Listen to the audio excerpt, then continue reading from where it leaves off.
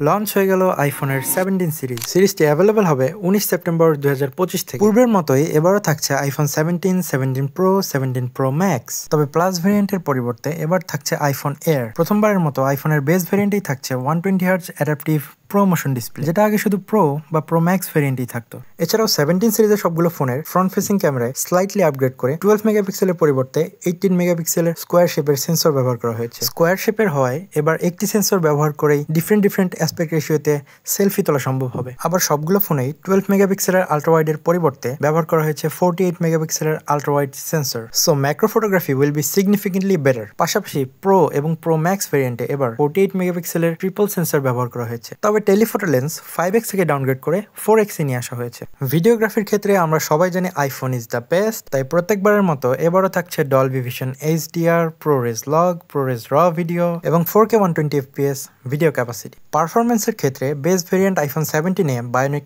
A19 chipset থাকলেও বাকি সবগুলোতেই থাকছে বায়োনিক A19 প্রো চিপসেট। আর স্টোরেজের ক্ষেত্রে এবার বেস ভেরিয়েন্ট শুরু হবে 256GB থেকে এবং র্যামের ক্ষেত্রে শুধু আইফোন 17 এ থাকছে 8GB র্যাম। এছাড়া বাকি সবগুলো ভেরিয়েন্টই থাকছে 12GB র্যামের অপশন। 17 সিরিজের ফোনগুলো ম্যাক্সিমাম 40W ওয়্যার্ড এবং 25W ওয়্যারলেস চার্জিং সাপোর্ট করবে। তো এই ছিল আইফোন 17 সিরিজের খুঁটিনাটি।